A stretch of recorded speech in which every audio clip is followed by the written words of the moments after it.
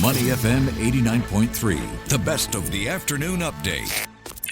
The afternoon update with Lynlee Foo. That's right. You're with me, Lynlee, on the afternoon update. How are you doing this Monday afternoon? Now, today we're going to be talking about storage. When you think of self-storage, chances are you picture spare furniture, boxes of old clothes, or the classic barang-barang that families stash away during a house move, right? But that image is changing fast. In Singapore, self-storage is quietly becoming mission-critical for small businesses, e-commerce sellers, and the gig economy, especially during big sales peaks like 10.10 and 11.11.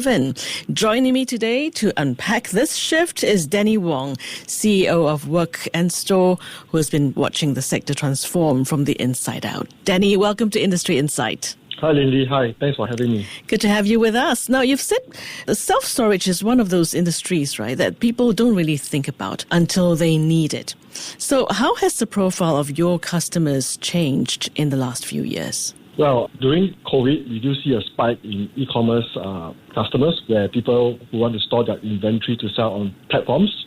We do see this rise during the COVID period until today, where people use our self-storage space to store their inventory. Other than that, we also have business customers who are in various trades who store their tools and equipment, or even their supplies as well for short term. Okay, so self-storage has always been for individuals in transition. But what about over the past few years? Well, there's still customers who are storing for their own personal items. Past few years, we do see e-commerce business owners who sells on marketing platforms like Shopee or Lazada. They usually start from home, storing their inventory, but space gets cluttered. They want to declutter their house. They need to store their inventory at self-storage as well. Okay, and business owners? Business owners currently make up about 70% of our customers. Wow, okay. Yes. That's a rise compared to probably about 5-7 years ago. We are probably hovering about 40% of business customers.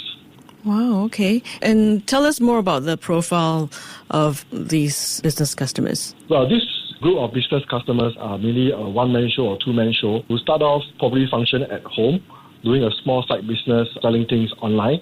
They stock their inventory at home. As the business grows, probably they want to declutter their house. They take on self-storage space to move their inventory to the storage space. Okay. Let me just get it clear again. You mentioned it went up from 40 to 70. Yes. Wow. Within how long? What was the time frame? Within the last span of probably about 5 to 7 years. Okay, 5 to 7 years, from 40% to 70%. Wow, I think that's not just a trend, it's a business model shift. Yes, business model shift as well. Noticing their behavior at the storage space, I think self-storage also has grown not just for storage. They also plug in value-add environment for them to function their e-commerce journey. For example, we set up packing stations. We set up last-mile station for them to drop off their goods, for the last-mile operators to collect. We also provide tables and chairs for them if they come to the facility. They can do a little bit of inventory sorting and stuff. So it helps in their business journey along the way. Okay, let's talk more about this, Danny. A lot of these small sellers are essentially one-person supply chains, like you mentioned. They're sourcing, holding inventory, packing, fulfilling orders, and, sometimes, for some, quite often, out of a HDB flat. What are some of the pressures they're facing that make storage such a critical piece of the puzzle? Well, HDB flats also are getting smaller by the years. They also want to declutter their house to make it more homely. So that's why inventory actually moves to the storage space. Moreover, for self-storage itself, compared to traditional warehouses, the commitment is lesser, where they can choose the tenure that they want. It can store as short as 1 month all the way to 1 year. During the tenure, if they, for example, have a sale coming up, they want to keep more inventory. They could actually upsize their storage along the way for short term as well. So the flexibility of self-storage works out for them and defray their costs. I see. Because on the other hand, traditional warehouses are built for scale, right? Big volumes, long leases, bulk shipments. It won't work for small sellers. Yes, that's right. So you offer flexibility plus infrastructure without the overheads of a full warehouse. Now, we are heading into 10.10 and 11.11, then Black Friday, and then you have year-end Christmas sales. This is crunch time for sellers. So how does demand for storage typically move during these peak seasons? Well, normally during this period, prior, maybe 1-2 months prior to the big events, we do see a spike in inquiries, even from our existing customers who are requesting for short-term storage during this period. They could increase their storage by another 20 to 30% for short-term, which is for the next 4 to 5 months. That's what we see the trend coming on over the last couple of years, especially 11/11, Black Friday. These are the two big events for the year. And during that period, we do see a lot of last-mile logistic players coming to our place to pick up items, deliver it out.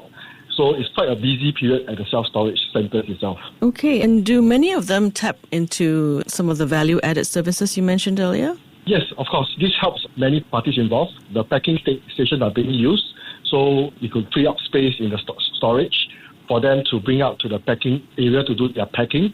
The last mile station helps the logistic partners that they have. They only need to come to a certain point to pick up the items rather than frantically looking for where these business owners are to collect the items. And it's typically done when the owners are not here. You can just drop off at the shelf. The operators will try and pick up and go. Sounds like you've become part of the invisible backbone of Singapore's sales season, because most of us consumers, we never think about where all these parcels actually, are put or where they live before they arrive at our doorstep, right? Yeah. You can see big and small items on the shelves most of the time. Wow, okay. Another trend we keep hearing about, Danny, is re-commerce, buying and selling pre-loved items. Are you seeing storage play a role in that space too? Yes, of course. We have customers who sell pre-loved items. For example, like women's clothes. We have a customer who actually get pre-loved clothes from various parties, check their condition, store it at our place. Our place acts like a collection point as well as also a distribution point for my customer. So it's growing. This re-commerce thing is growing? Yes, it's actually getting the trend on where pre-loved items is part of also the sustainability plan where items are being reused.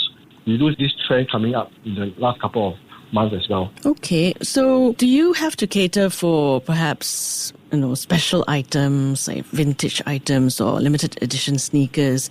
What kind of storage would you offer then? Well, for this kind of valuable items, especially they require certain attention. We also started aircon storage last year to cater to this group of customers, where it was they have their own area to house in an aircon, 24 hours aircon environment to control the temperature, and their items are more well kept. As well as we go to specialized storage, like for example, like wine storage, for to cater to customers who collect wine, as well as wine merchants who sell online as well. Interesting. So it's not just about space anymore, it's about enabling micro-entrepreneurship, I think, across so many different industries as well. And yes. Danny, what are some innovations you are exploring to meet this growing diversity of needs from your customers, whether it's for luxury or wine, like you mentioned, or art or specialized equipment? Well, we are always on the front looking on how to improve our customers' experience at our storage space. One of which, for example, like wine storage, we are also offering our customers a point when they buy their wine, they can actually drop off at the facility. They can only come by only when they are available to pick up and store it in their unit itself. This is one way of helping them not to be here all the time. And another type of area we see is nowadays there's a lot of inquiries that comes in. They do not need to see the space. So to make the process much faster, we have went online as well. Booking is made easier.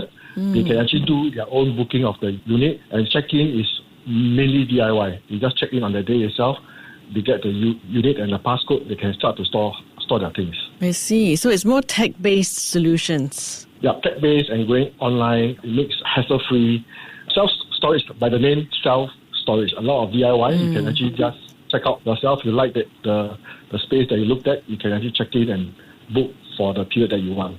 Okay. And just out of curiosity, what is the shortest term that you've seen? Shortest term, I have very rare. I get 2 weeks, but commonly we'll get 1 month to 3 months for short term. Interesting. Now, Singapore doesn't have a lot of space to play with, that's why people are going into this self-storage solution. Costs are only going up. So how can the storage industry balance growth with environmental and urban sustainability goals? Well, this part, again, space is very scarce in Singapore. That's why we look at houses now they are getting smaller as well. Yes. Yeah, so storage space is critical for our customers who can't store it at home anymore. This is where we step in. But of course, what we advise them is only store what you need, right? For example, you don't really need a big 100 square feet, probably you only need half of it. We will advise them accordingly on how much they need to store. As well as on the facility part, we also want to defray the rising costs by installing solar panels on our facility to generate renewable energy to feed back into the building itself. Okay. So what kind of space optimization are you looking at? Space-wise, we normally look at the demand of the inquiries from time to time. Our storage space partitions are modular. We could fit, like for example, if you see the trend of inquiries are getting on the average, about 50 square feet. We try to reconfigure our space to fit the demand. If we see a certain trend that goes up, that requires a bigger space, we could remove some of the modular partition and cater to the need as well. So to optimize the space is always fitting to the demand depending on which period are in. Okay. Do you work with other partners, with logistics or retail hubs to reduce transportation needs? Well, that's why where we set up the last mile station at our facility, we worked with the major last mile service provider by providing them space so that when their transporter comes to the facility, they do not need to go up to the storage space. They just go to the collection point, look which shelving they are under on, and just grab and go. Rather than in the past, we do notice a lot of transporter coming around asking their way, where is this particular unit, where is that? That will reduce time, improve their productivity, also reduce carbon footprint as well. Interesting. And looking ahead, Danny, where do you see the storage sector in Singapore in, say, the next 3 to 5 years? Well, we do see the e-commerce trend still on the rise. Self-storage itself is no longer just for individuals or families or men on the street to store their items. We do see self-storage evolving into a distribution hub where storage is the main activity with supporting activities on site as well, like packing, last mile, sorting, inventory, checking as well. I really like this. This once overlooked industry is becoming a real force multiplier for, small and medium businesses. Before we wrap up, are there any untapped sectors you think will drive the next wave of demand for specialized storage? Yeah, not only just specialized storage. I think in general, we also see this trend of foreign companies wanting to start something small in Singapore, want to test the Singapore market. For example, they want to come to Singapore to sell a certain product. They could always make use of a self-storage to start small first with flexible lease and lesser commitment to test the market. Results are positive. They can upgrade themselves to a traditional warehouse. Okay, so I suppose there'll be more demand for customized and secure and definitely tech-enabled spaces. Yes, correct. Okay, thank you so much, Danny, for that fascinating Thank look you. behind the scenes. It's clear that self-storage has evolved far beyond the old barang-barang days. It's now a critical part of Singapore's entrepreneurial infrastructure. Appreciate your time. Appreciate you joining us on Industry Insight. Thank you. And he is Danny Wong, CEO of Work+Store. Work+Store is one of Singapore's leading self-storage providers, transforming simple storage spaces into flexible infrastructure for SMEs, online sellers, and the gig economy. If you've just tuned in, we've been unpacking how self-storage is powering Singapore's hustle economy. You can catch the full interview on the Afternoon Update podcast series on Spotify, Apple Podcasts, or you can also look up the Afternoon Update on our website. Just visit moneyfm.com.sg and click on the podcast tab to find more content from the show. This has been Industry Insight on Money FM 89.3. Money FM 89.3.